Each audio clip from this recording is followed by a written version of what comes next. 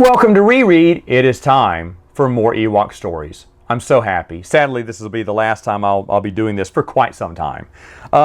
This next one is Wicket Goes Fishing, another children's book here, where Wenda, his younger sister, gets strapped to him for the day. His mama says, nope, she's going with you. He's like, oh, sucks. And of course, she lets his bait, his little worms, get away. She breaks his pole, I think. She eats his snack, so he doesn't have anything to eat. He can't go fishing. He falls into, well, while trying to get his fishing pole back, he jumps into a bush of poison ivy. Yes, poison ivy is in the expanded universe. And he's itching all over. He said, that's it, Wenda, we're done. And he takes her home. He is mean to her. And the mama's like, hey, now, Wicket, don't be mean to little Wenda. She just wanted to help. Well, then he goes to Logray for some, I guess, to solve the itching, to get some itching powder or whatever. But Logray gives him a drink. And Logray's got this face. He's got this like, like drink it. You know, I don't trust that dude.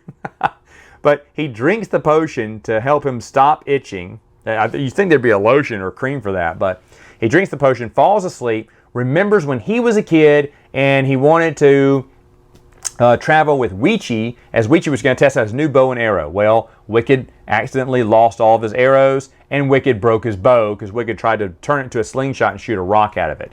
And so it shows Wicket as a little kid crying and say he's never going to treat his little brother and sister mean. And of course, Wicket wakes up, remembers his promise. You know, he doesn't itch anymore.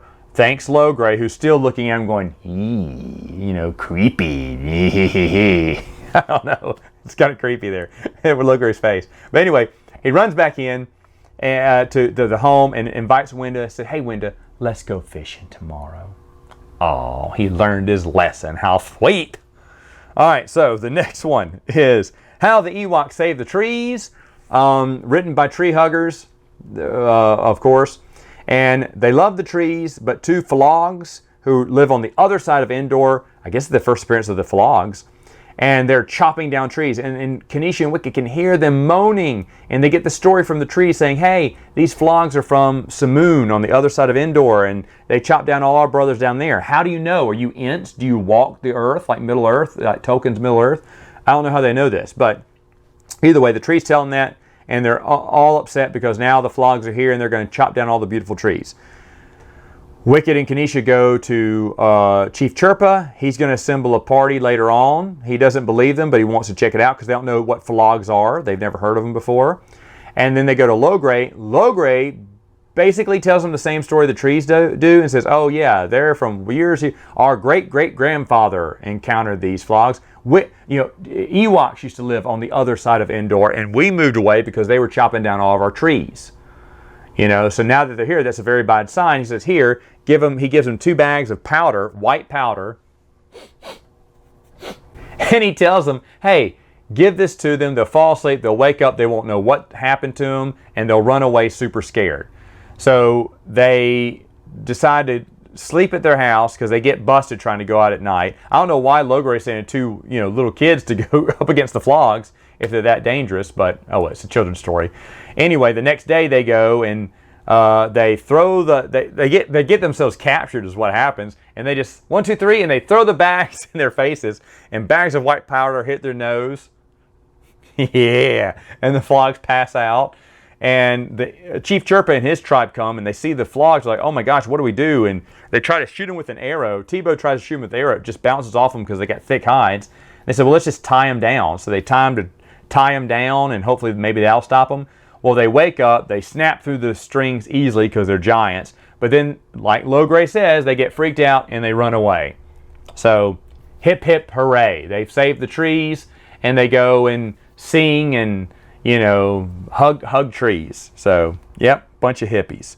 Next one, the last one I want to talk about is probably the best one. I remember saying this during my reviews, but The Adventures of Tebow, written by Joe Johnston, and I believe this is the same guy, Joe Johnston, the director, who directed things like Captain America, because he worked for Lucasfilm in Return of the Jedi, so he probably got a chance to write a book. And this is a short story. This is a young adult novel, really. It looks like a children's story on the front cover, but it'll take you a good 30 minutes or so to read, so it's a little bit of a young adult book.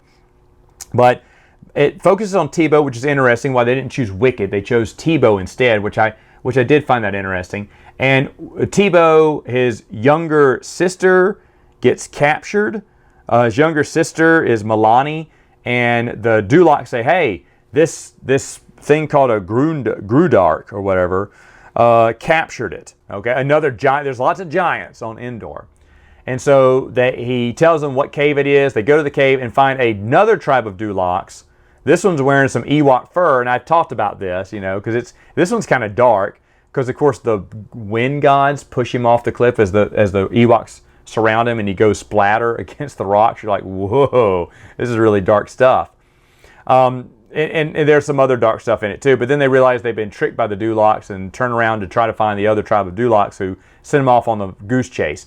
Meanwhile, Teebo gets captured by the Grudark, but the Grudark is very friendly. They don't want to eat Ewoks. They love little Ewoks. She tries to spoon feed Teebo some stew, and they become friends. Well, then Teebo, and then later on the rest of the Ewoks, find the rest of the Dulocs, who have captured Milani and a bunch of little walklings, and they want to eat them.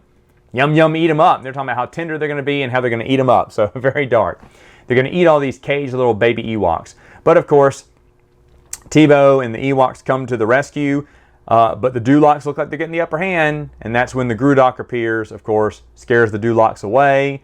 Teebo and the rest of them save the day, and they go home, and Logray basically tells Teebo, you can see the, I don't know, he can see Teebo is his successor, I guess, because he says, come with me, I have much to teach you. It says Logray's days are being numbered too, which is kind of crazy to think about. Now, in the EU, he eventually, even though we don't never see this, but it's in one of the source books, he eventually turns to the dark side, which is where he is, because he's a Force user, and that's why he wanted to eat Han, Chewie, Luke, Leia, all them, because he was kind of controlling the tribe to the dark side, and he gets ousted after that. But he was already getting old at this point, and so he wants to take Teebo on as an apprentice, which you could say this leads into the comic books and the cartoon series, which obviously comes after this.